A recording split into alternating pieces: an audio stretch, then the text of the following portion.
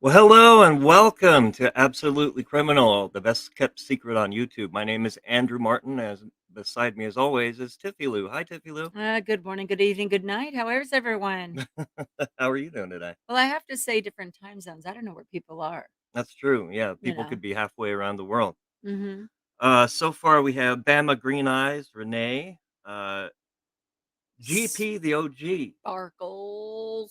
Amelia Sparkles, our newest insider information member, and that looks like it's it. But thank you guys for showing up early and often. And we have a lot of fun doing this. We're going to do the live stream on Mondays and Thursdays at 7 p.m., 10 Eastern. All right. So tonight, we're going to talk a little bit about Lori Vallow. She's in our upcoming episode. And we're going to take a look at the highlights or the lowlights of her statement to the court during her sentencing. And she has some things to say. She does. Mhm. She, yeah. It sounds like a religious sermon, Mm. but it's really supposed to be her saying sorry, and I don't think she says sorry. Then next, something strange happened down in Florida. What are the chances? Florida of all places, you're Yeah. kidding. So the mayor of Tampa was out in the water, and she found something interesting. But we'll tell you what that is a little bit later. And Bryan Kohberger has a new alibi. Another one? More like an alibi buy. It's interesting. Um, Sarah Boone will not get any benefit from it. I don't think she can use it, but it's something that maybe she might draw up. Mhm. But for now,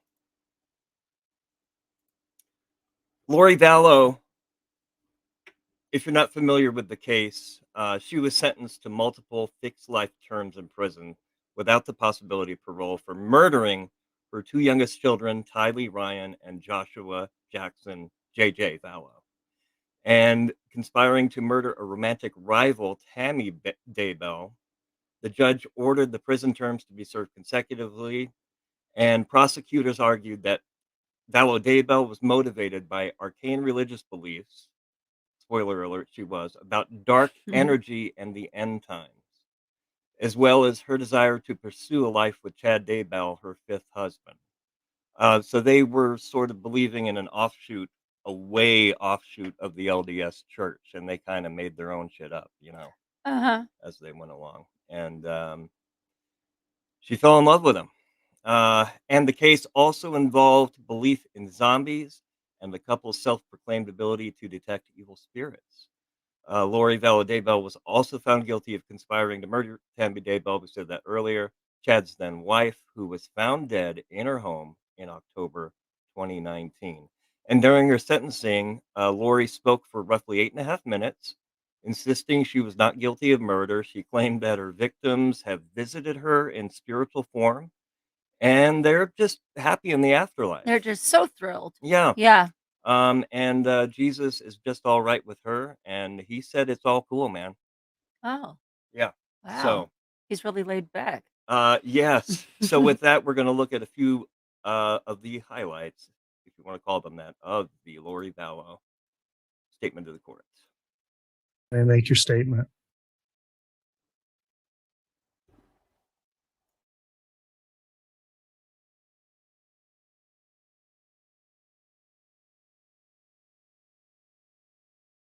I would like to start by quoting John from the New Testament in the Bible.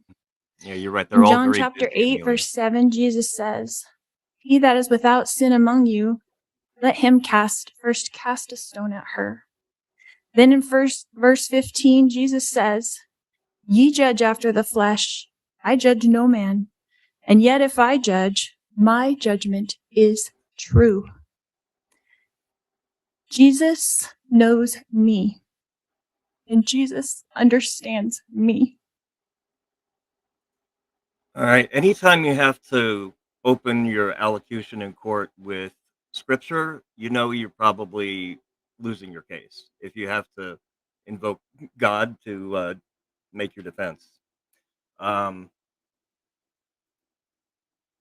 And it goes on. I mourn with all of you who mourn my children and Tammy.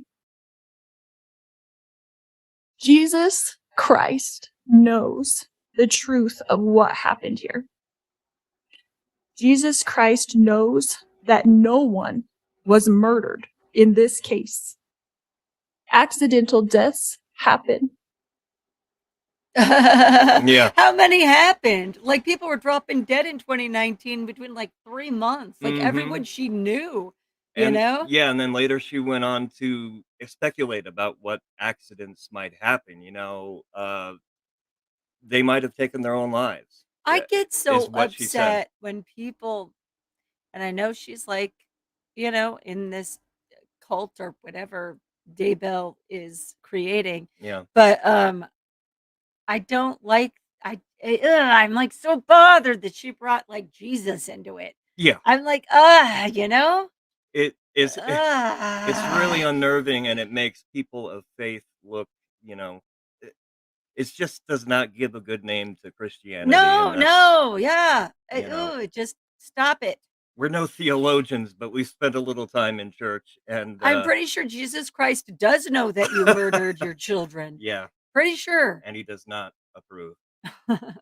The truth is she killed them because she thought they were demon possessed.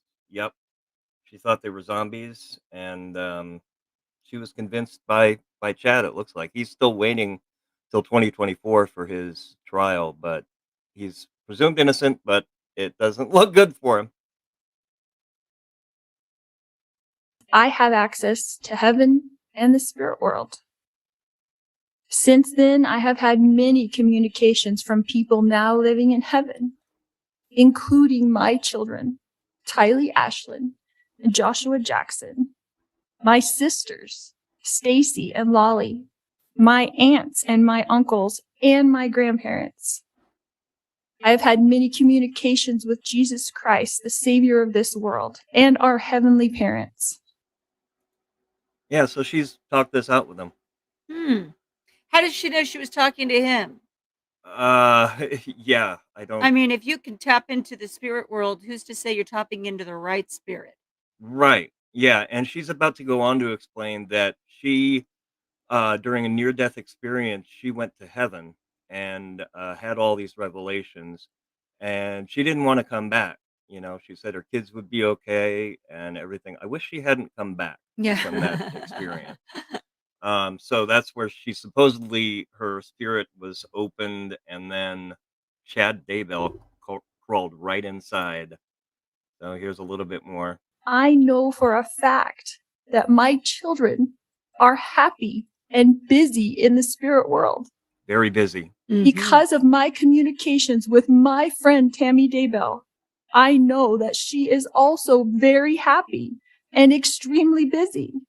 She was her friend? Yeah. I know. Well, I mean, I don't screw my friends' husbands. that's a good point. I don't do that. I mean, to be fair, she didn't do it until after everybody was dead, but Oh, well, Yeah. that's showing respect. You're right. Yep. Mhm. More than most people. I know where they are now and what they're doing. I know how wonderful heaven is, and I'm homesick for it every single day. I know we all lived in heaven before we were born on earth, and we were all adult spirits in the heavenly realm. I don't remember We that. chose to come to earth as mortals. I don't remember making that decision, but okay. Yeah. Well, she's enlightened, honey. Yeah. As I stood in heaven, I did not want to go back. I thought they would be fine without me because I was peaceful and I was happy and I was home. But then I was told by Jesus that I needed to go back and complete things that I had covenanted or promised to do before I was born. This caused me a lot of distress because I knew heaven was my real home. Yeah. You all used to live in heaven. It is kind of cool. Yeah, Right, but Kim? if it was that peaceful and wonderful, why would we be like, I want to go down to earth? Yeah. Make me a mortal, please. Oh, GP the OG, it's your first time seeing this. It's a real treat, right? Yeah, Renee's kind of right. I don't think I'm no theologian again, but I don't think she'll be seeing heaven. I mean, no heaven that I would like to be a part of. Mhm. But I guess if she repents Well, one day, she says that when you get there, you're very busy, so maybe you just won't see her much oh, everybody's anyway. very busy. Yeah, we're and they're very busy very happy and very forgiving. and busy. Yeah. Mhm. But then I was shown how I would help my children and others in the future. So ultimately, I did agree to go back to my body. Kylie has visited me. She is happy and very busy. Kylie is free now from all the pains of her life. Oh, let's just go to the next segment. I One of don't the know. times that Tylee came to me as a spirit after she died, she commanded me and she said to me, "Stop worrying, Mom. We are fine." She knows how I worry and how I miss her. The first time JJ visited me after he passed away, he put his arm around me Oh, and he said to me, "You didn't do anything wrong, Mom. I love you. And I know you loved me every minute of my life." this is Oh gosh, this is just heartbreaking. This is just the terrifying whole to see. speech is about everybody forgiving her, making sure we did know she did nothing wrong. Jesus said so, and I mean, she's not expressed 1 ounce of remorse. She's reminding me of Sarah Boone. Only Sarah doesn't think what she did was divinely inspired, I'm sure, but Yeah. yeah. So here's a little more, getting toward the end here.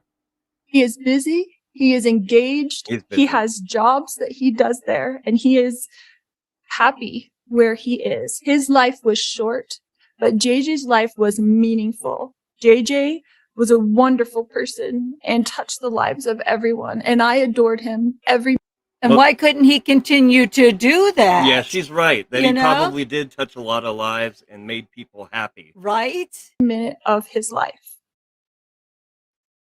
Yeah, well, we covered that. My eternal friend, Tammy Daybell, has visited me on several occasions. She came to bring me peace and comfort, and I know that she is extremely busy helping her family, especially her children and grandchildren. And I have a great love for Tammy. Yeah. So yeah, Bama Green Eye says, does she really think people are believing this? And I think this is in reference to it. That's what her sister Summer said in her statement, that I guess Lori thinks that people are buying this. I mean, I'm pretty convinced that Lori buys it. Um, I've heard that some people think she's faking it. I mean, I don't she's- think she's faking it. I Yeah. just think she's Nutter Butters. yeah, You know? that story checks out for sure. My beautiful children, Kylie Ashlyn and Joshua Jackson, rest safely this day in the arms of Jesus. Yeah, Kim, can you imagine being Tammy's family and sitting there and taking this? Everybody's busy, everybody's happy. She was my best friend. I just My wonderful friend, Tammy Daybell, rests safely this day in the arms of Jesus. And I look forward to the day when we are all reunited and I too will rest with them in the arms of my Jesus. Her Yeah. Jesus. What about everyone else's Jesus? yeah. What's he doing? Well, we have everyone else's Jesus up here on screen, and he wants everybody to know that he didn't say most of that crap. So, wow, that really kind of got to me. Yeah. So she is. Well, Chad is still awaiting his trial, and I oh guess yeah, he you hasn't know. been tried yet. That's right. Yeah. That'll be interesting. Is they that s- going to be 2024. Yeah, it's probably going to be televised. They Oh, were successful in separating the trials. Originally, they were going to be tried together, but legal motions and all that good stuff. But yeah, Renee, Jesus does not like killers. I think that story checks out. And yep, she believes herself. She believes in herself, literally. Well said. And yeah, estranged one. How are you? I found that meme. Um, just searching for stuff that Jesus never said, basically. All right, let's move on to something a little bit lighter. I haven't told Tiffany what this is. You might notice in our thumbnail something pointing to a stash that's worth $1.1 million. And it was found in the water. We'll give you a little Five news on- report. That was weird. Hang on. Ryan, thank you for joining us. Tampa Mayor's Jane Castor was fishing in the Florida Keys when she spotted a package containing over 70 pounds of cocaine. ABC Action News reporter Jada Williams just spoke with her about this find that seems like it's really straight out of a Hollywood blockbuster. We were out fishing in the Atlantic. A trip to the Florida Keys is always on Tampa Mayor Jane Castor's July calendar. Coming back in, my younger brother saw some debris in the water. All right, put in your guesses now. Tiffie Lou, everyone else, what do you think the debris was? And so we went over there because quite kind of already often told if us. you fish, the smaller fish will go under any kind of shade that they can get, and then that attracts the larger fish. But this year, she ended up with $1 million catch of a different sort. Thought it was shade as opposed to something shady, right? And it had been in the water for a while because the plastic had split open, and I could see down in the tightly wrapped kilos, which I worked a lot of years in narcotics. Tampa's former Of police course, chief yes. reeled in the 70-pound Yeah. catch of cocaine, snapping only this picture before the handoff to law enforcement. An officer came over, and then he called customs, and they came and took it. As we went back to shore, my family was a little worried. Like, what if there's a tracker or something like that? I said, well, the battery's dead if that happened. Mayor Castor told law enforcement she's a former officer, but didn't tell them she's now the mayor of Florida's third largest city. Border Patrol Miami tweeted about the cocaine find, valued at $1.1 million, saying it was discovered simply by a recreational boater. The people saw the customs come, and so they're, hey, what's going on? So we told them about it. And next day when I pulled up in the boat and docked, and they're like, hey, did you catch any more square grouper? We're like, not today. In Tampa, Jada Williams, ABC Action News. Yeah, those were some happy fish, man. They didn't- Man, okay, she's a mayor. She's a former cop. yeah. I get it. But we've had that conversation of what would you do if you found a grocery bag full of money? Yeah, we didn't necessarily think call- about a bag full of cocaine. I never thought Then- of it with drugs. Then we'd have to actually put in work and sell that Yeah, I have stuff. no idea how to either. So Yeah. I wouldn't know who to call. But we have talked about what if we found an enormous bag of cash, and I think last time we talked about it, we couldn't decide. But the right thing to do is to turn it in to your local police. I would say the butterflies in response to Estranged One is, maybe that's like their little copyright branding for whoever's putting it together. Yeah, cocaine bear, now cocaine fish. Yeah. Yeah, I just wanted to say welcome again to everybody, and we're going to talk about Bryan Kohberger here in a minute. He has a new alibi, and want to say last week we missed a lot of your comments. The screen wasn't updating, so we're trying to make sure that we have them now, and we think we do, but let us know after if we just completely ignored you. Bryan Kohberger, you probably don't need the rundown, but he's accused of the mass murder of 4 college students in Idaho. His defense has recently filed an alibi claiming that he was out. Oh, thank you. Thank you, Tiffie Lou, for keeping my graphics on point there. Uh-huh. Anyway, so Bryan, his defense recently filed an alibi claiming that he was out driving alone on the night of the murders, just driving around. The alibi, not surprisingly, is considered vague and unspecific as it doesn't place him at a particular location at a specific time. And I think he had his phone off as well. The prosecution has evidence, including cell phone data and surveillance footage, that places the defendant's car near the crime scene.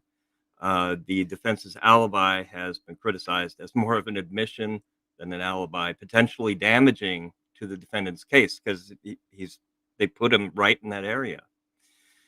Yeah, so he claimed he was driving alone on the night of November 12th and into November 13th, and there's no specific witness or location mentioned in the alibi. Prosecution, of course, is saying this is bunk. Surveillance footage and cell phone data got him right there. And legal experts also given the thumbs down. They criticize the alibi as vague and more of a admission, as we said. So here's a good news report on it, and then we'll be right back with you. Last-minute move to present an alibi. Attorneys for Bryan Kohberger are now suggesting the man accused of murdering 4 University of Idaho students in November may not have been at the crime scene when the killings took place. In court documents filed Tuesday, the defense writes evidence corroborating Mr. Kohberger being at a location other than the King Road address will be disclosed. And while the defense did not provide further detail about where Kohberger may have been, they say his whereabouts may come to light at a trial through cross-examination and expert witness testimony. Part of the investigation, the discovery of a white Hyundai Elantra that was seen at the crime scene the morning of the murders. How y'all doing today? It's the same make and model Kohberger owns, and police stopped him in weeks before his arrest. Do me a favor, don't follow too close, okay? This is just the latest attempt to cast doubts on the state's case and the investigation after prosecutors said Kohberger's DNA was a statistical match to DNA found on a knife sheath at the crime scene. Last month, the defense suggested that evidence may have been planted, writing, "The state's argument assumes a DNA on the sheath was placed there by Mr. Kohberger and not someone else during an investigation that spans hundreds of members of law enforcement and apparently at least one lab that the state refuses to name." Not guilty of the crime of murder. The filing, reminiscent of another high-profile trial in 1995 when O.J. Simpson's defense claimed a blood-stained glove was planted at their client's home. The jury in that case famously acquitted Simpson. In May, a not guilty plea was entered by the judge on Kohberger's behalf. He faces 4 counts of first-degree murder for the deaths of Kaylee Gonzalez, Madison Mogan, Xana Kernodle, and Ethan Chapin. With this trial set to start in October, the University of Idaho now says it will wait until then to demolish the house where the quadruple killings occurred. The decision comes after the victims' families asked for the house to be preserved. I don't want somebody in the court case say, well, I really wish we could be in the house right now. And this new filing is just the latest attempt from Kohberger's attorneys to outline a potential defense. But with a gag order still in place, we may not know many of the details of a possible alibi or defense strategy until the trial starts in 3 months. Guys. All right, Gotti, thank you. Let's bring in NBC News legal analyst Danny Savalos. Danny, good morning to you. Okay, so Kohberger's team is... Yeah, the rest is interesting, but you can find it on NBC News. Strange One brings up a good point. Wonder if his car's black box has a GPS since he turned his phone off. Does anyone know? Yeah, a lot of people don't know that your car does have a black box of sorts, and that could be examined by investigators after a crash. I know my car is like pretty basic, and it has one. Mm-hmm. Yeah. So if there's data to come off of that, they will certainly have it. And yeah, the trial starts in October. You know what other trial is scheduled for October? Scheduled. Yeah, we have to use that word in parentheses. For October 2nd, Scheduled. Sarah Boone's trial is scheduled to start. We've said this about 20 times so I far. know. We've said that more times than she has lawyers at this point. So hopefully she gets that worked out. Listen, she deserves representation. No doubt about that. And we deserve to view it. And we deserve to view it. Yes, I hope it's I hope it's televised. I mean, I guess the ultimate would be if she pulled a Daryl Brooks and represented herself. Oh, that would be so amazing. But I don't know. Gosh. I think she's just compos mentis enough to realize that's not a good decision. Yeah. But we'll see. And yeah, so our next upcoming episode will be about Lori Vallow, Chad Daybell, and it's going to be our biggest one ever.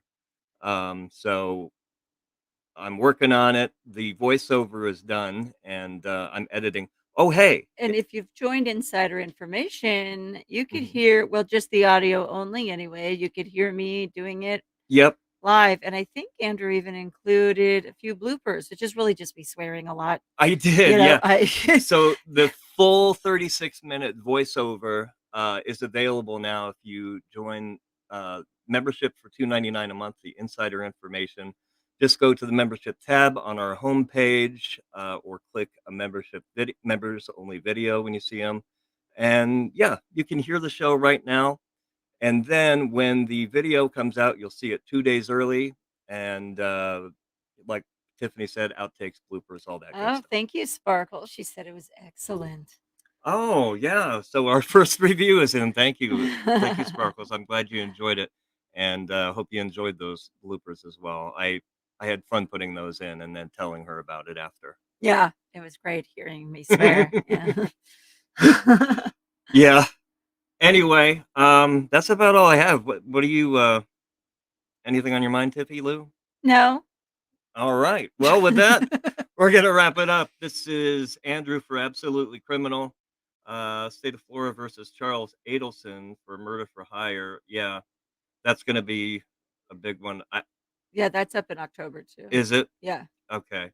And then they should move on to the rest of that allegedly horrible family and pick them off one by one. Yeah. Oh, they keep breeding, dude. And Yeah. we don't know what to do about it. Hey, good night, Crime Curious. Thanks for being here. And Sparkles, as always, Renee, Estranged One, and GP the OG, everybody that showed up tonight. We really appreciate it. We're having a blast doing this stuff. We'll see you again on Thursday for a live stream at 7 and 10 Eastern. Meanwhile, we're working on the episode. And yeah, have a good night, everybody. We love you.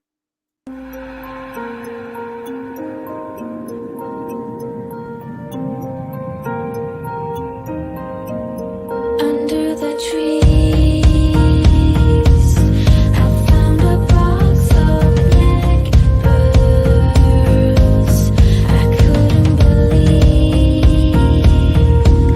that it could change our known world.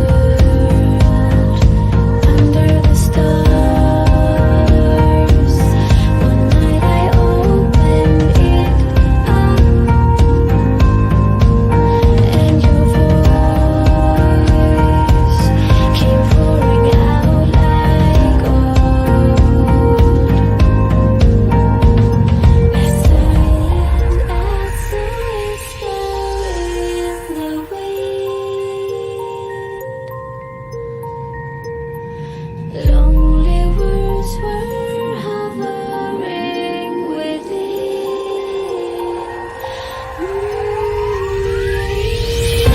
If I ever let the darkness come alive, I swear I won't be turning round. If I ever let the darkness come alive, I swear that I won't turn around.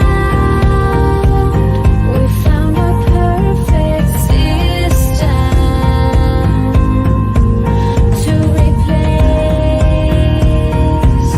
all our worn-out sins. But if I ever let the darkness come alive, I swear I won't be turning round. If I ever let the darkness come alive, I swear I'm doing the same thing. I always stand up. But I just thought I was a big nerd.